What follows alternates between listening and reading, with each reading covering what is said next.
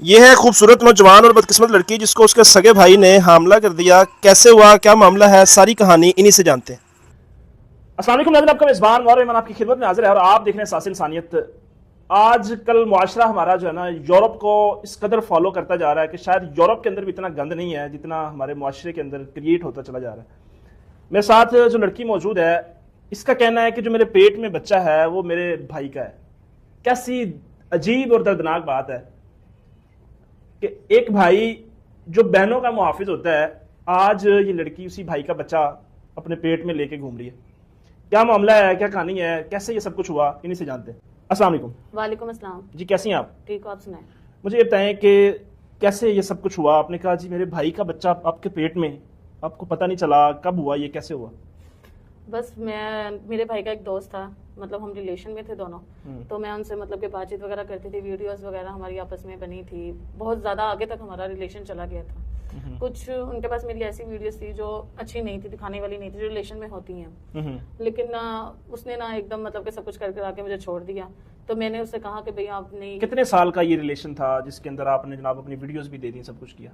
2 साल का रिलेशन था मेरा। 2 साल का रिलेशन था और उसमें आपने अपनी प्राइवेट जो वीडियोस हैं वो उसके साथ शेयर की? जी, मैंने शेयर की थी उसके सही है। साथ। तो आपको नहीं लगा कि मतलब ये चीज़ें नहीं करनी चाहिए? वीडियोस बना के क्या ज़रूरत थी इसकी? बस उस टाइम नहीं लगा था, प्यार था, इस वजह से मैं प्यार करती थी उनसे। मैंने कहा धोखा नहीं देंगे, उन्होंने मुझे बाद में धोखा दिया, मतलब मेरे साथ सब कुछ करके आके बाद में मुझे ब्लैकमेल करने लग गए वो। तो बस उसके बाद मुझे वीडियो से मुझे तंग करने लग गए कि ये वीडियो मैं आपकी अपलोड कर दूंगा अगर आपने ऐसा नहीं किया।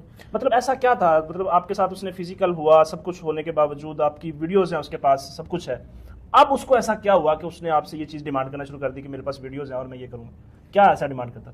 वो कहते थे कि आओ मेरे से मिलो बार बार, मतलब कि मुझे रोज बुलाना। तो मेरा रोज जाना मुमकिन नहीं होता था, मुझे ब्लैकमेल करने लगे। मैंने कहा मुझे छोड़ दिया था उन्होंने। मैंने कहा जब आपने मुझे छोड़ दिया तो आपने ऐसे काम करने क्यों? मुझे फिर वीडियो से ब्लैकमेल, मेरी पिक से ब्लैकमेल मुझे करने लगे थे कि नहीं तुम मिलो ये। फिर मैं बहुत ज्यादा परेशान हो गई, फिर मैंने अपने भाई को बता दिया सारा। मुझे तय कि 2 साल का रिलेशन है, इतना कुछ है, सब कुछ शेयर भी कर लिया, तो आपने कभी उससे ये तकाजा नहीं किया कि आप मेरे साथ निकाह करो, मेरे साथ हलाल रिश्ते में आ जाओ, इतना अरसा हो गया हम रिलेशन में है? क्या निकाह का तकाजा करने के बाद ये छोड़ा उसने या कोई और मामला हुआ था? मैंने निकाह का तकाजा किया था उनसे, उसके बाद से ही ये काम स्टार्ट हुए थे निकाह के। मतलब कि उन्होंने निकाह नहीं करना था, मुझे कह दिया था कि मैंने निकाह नहीं करना। तो मैंने कहा आपने 2 साल रिलेशन में फिर आपने मेरे साथ कैसे रहे हो? तो उसके बाद से यही मामला, मुझे ब्लैकमेलिंग करना वीडियो से और पिक से, फिर यही मामला स्टार्ट होना शुरू हो गए थे। मैं बहुत ज्यादा परेशान हो गई थी। फिर मैंने अपने भाई को बताया था इस सारे मामले का। तो मैंने भाई को बताया, भाई कह रहे क्या हुआ है। मैंने उनको सारा मामला बताया, वीडियोस वगैरह के बारे में बताया कि पिक्स ऐसे आपके दोस्त के पास हैं और ऐसे ऐसे मेरे साथ उन्होंने किया। तो भाई ने आगे से मतलब कि अपने दोस्त के पास गए हैं, उससे वीडियोस वगैरह ले लिए हैं उन्होंने। अच्छा, उसको मतलब उसके साथ जो भी झगड़ा हुआ या जब वैसे उन्होंने ले ली उसके साथ? हाँ जी। या आपके भाई मिले हुए थे इसके अंदर? नहीं, वो मिले हुए नहीं थे, बाद में मतलब कि सारा मामला हुआ है। पहले उन्होंने वीडियोस वगैरह उनसे ले ली, पिक्स वगैरह ले ली, फिर बाद में मेरे भाई आए हैं। भाई कह रहे अगर तुमने उसके साथ भी किया तो तुम मेरे साथ भी करो। एक भाई वो आपको कह रहा है कि आप मेरे साथ भी वो सब कुछ करो जो अपने उस दोस्त के साथ किया? हाँ, वो कह रहे हैं कि अगर आपने उसके साथ किया तो अब मुश्किल क्या है, मेरे साथ भी करो। नाज़रीन देख लें कि किस तरह एक भाई जो है अपनी बहन से, कैसा बेगैरत भाई है, कैसा बदबख्त भाई है, जो तकाजा कर रहा है अपनी बहन से कि आपने अगर उसके साथ कर लिया तो मेरे साथ करने में क्या हर्ज है। तो आपने अपनी वालदा को या किसी और को नहीं बताया? फिर मैंने कहा था कि मैं अपनी वालदा को, पापा को, घर में फैमिली को बताऊंगी। तो उन्होंने कहा कि नहीं, अगर तुमने बताया तो मैं ये तुम्हारी सारी वीडियोस मामा पापा को दिखा दूंगा।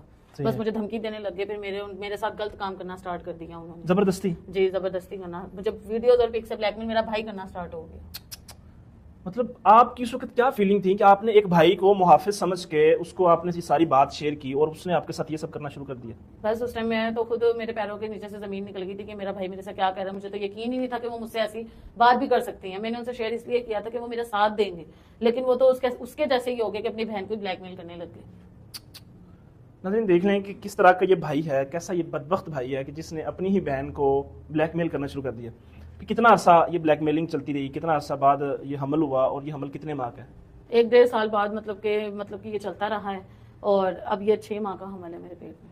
6 माह का हमल है? जी। भाई किधर है आपका? भाई फरार हो गए हैं जब से हमल हुआ तब से? हाँ जी, आज से 4-5 महीने हो गए हैं कि वो फरार। जब मैंने उसे बताया तो उसके बाद से वो घर नहीं आया, फरार हो गया। आपके घर वालों को पता चल गया फिर? जी, मैंने अपने घर वालों को कुछ भी नहीं बताया। मैंने कहा जब पता चल ही गया तो मैं मीडिया में आके सारा कुछ क्लियर कर देती हूँ, पता चल जाएगा फिर सारों को। तो अपने वालदा को पहले बताया या वालिद को? मैंने अपनी वालदा को पहले बताया। वालदा को बताया जी। और भाई को ढूंढा नहीं उसके बाद, या किसी जगह पे आप गए नहीं एफआईआर वगैरह करवाने, या पुलिस के पास, किसी इदारे के पास? नहीं, हम किसी भी जगह पे गए हैं, अपने भाई को ढूंढा भी है लेकिन वो मिले नहीं, और एफआईआर कटवाने गए हैं। तो जो उसका दोस्त था जो मुझे ब्लैकमेलिंग कर रहा था, वो जो है वो रिच है, फैमिली बहुत अमीर है, वो उसका बड़ी जगहों पे मेल जोल है, वो वहाँ पैसे देके सारा काम रफा दफा करवा रहा था बार बार। अच्छा, मतलब वो पैसे देके मामला नहीं आगे बढ़ने दे रहा, एफआईआर नहीं हो सकी कहीं पे भी? डीएनए टेस्ट करवाया? नहीं, डीएनए टेस्ट में हॉस्पिटल गई हूँ डीएनए टेस्ट करवाने, लेकिन उन्होंने डीएनए टेस्ट भी नहीं होने दिया, हॉस्पिटल वाले कर ही नहीं रहे थे डीएनए टेस्ट। अच्छा, तो फिर अब क्या सोचा आपने, इस बच्चे को जन्म देंगी आप? जहरी सी बात, अब क्या करना है, अब तो बच्चा 6 मंथ का हो गया, इस वजह से तो पहले मैं आपके पास आई हूँ कि आप ये दुनिया को बताएं कि ऐसे भी होता है कि फैमिली अपने भाई ऐसे बन जाते हैं। कभी सोचा था कि जिंदगी में कि जिस भाई को मैं बता रही हूँ वो मेरे साथ इस तरह करेगा? कभी भी नहीं सोचा था ऐसा।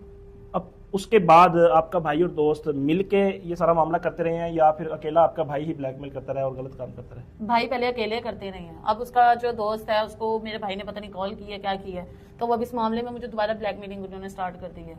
क्या कहते हैं? वो कहते हैं कि आओ मुझसे मिलो, मैं तुम्हारी वीडियोस पूरे मतलब कि फेसबुक यूट्यूब पे सारी अपलोड कर दूंगा। तो मैंने मामा पापा को भी बताया है, तो वो फिर मतलब कि जाहिर सी बात है, जब कहीं हमें किसी ने भी रिस्पांस नहीं दिया, ना पुलिस ने ना डॉक्टर्स ने, तो फिर मैं इस वजह से आपके पास आई हूँ कि आप दुनिया को बताएं। आपको नहीं लगता कि आपने कहीं ना कहीं आपकी गलती है, आपने गलत किया है? आप इस मामले के अंदर अगर गलत इन्वॉल्व ना होती, उसको वीडियोस वगैरह ना दी जाती, तो आज आपके साथ ये सब कुछ ना होता? जी जी, मेरी बिल्कुल गलती है कि मैंने यकीन करके भरोसा करके मैंने इतना कुछ कर लिया और अपनी जिंदगी बर्बाद कर ली। आज फिर सोशल मीडिया पे आने का मकसद क्या है? मेरा यही मकसद है कि मैं लोगों को पैगाम देना चाहती हूँ, खास तौर पे लड़कियों को, कि कभी किसी पे ऐसे इतनी जल्दी भरोसा ना करें, अपनी जिंदगी, हाँ, अपने सगे भाइयों पे भी यकीन ना करें कि भाई जो आजकल हो रहा है कि सगे भाई बाप जो भी हैं वो अपनी बेटियों की भी इज्जत नहीं समझते, ना अपनी बहनों की इज्जत समझते हैं।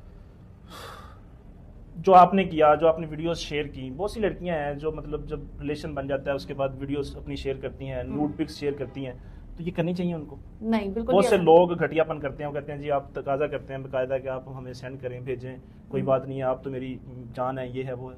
नहीं, ये करना चाहिए? बिल्कुल भी नहीं करना चाहिए, बिल्कुल। आपने क्या सीखा है अपनी जिंदगी से? मैंने अपनी जिंदगी से यही सीखा कि कभी की जिंदगी किसी पे भी यकीन नहीं करना चाहिए, खास तौर पे लड़कों पे, कि पहले तो वो प्यार के झांसे में फंसाते हैं। लड़के अगर सीरियस हो, वो जाहिर सी बात है, लड़के यही सोचते हैं कि वो सीरियस है हमारे साथ, कभी ऐसा नहीं करेगा, शादी करेंगे, ये वो। कभी किसी पे इतनी जल्दी भरोसा ना करें, ना उससे मिले। फोन तक बात है ठीक है, लेकिन वीडियोस, अपनी पिक्स कभी किसी को ना भेजें। ऐसी अपनी इज्जत अपने आप को खुद संभाल के रखें।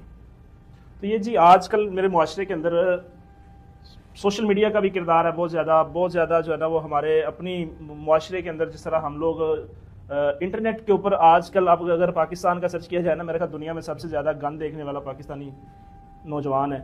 और उसके बाद फिर ये होता है मामला, ना बहन की पहचान रहती है, ना किसी रिश्ते की पहचान रहती है, और वो ब्लैकमेल कर रहा है। और आज ये अपने सगे भाई का बेटा 6 माह का हमल आपके सामने है, और ये कैरी करके घूम रही है, और ये कह रही है कि इस बच्चे का क्या कसूर है, इसीलिए आपने इसको रखा हुआ है। जी, इस बच्चे का क्या कसूर है? वो तो बेचारा दुनिया में लाया गया, वो खुद थोड़ी ना आ गया। अब उसका क्या कसूर है? उसको तो पैदा करना ही है। लेकिन मैं यही कहूंगी कि अपने सगे भाइयों पे भी कोई लड़की यकीन ना करे, अपनी इज्जत खुद संभाले।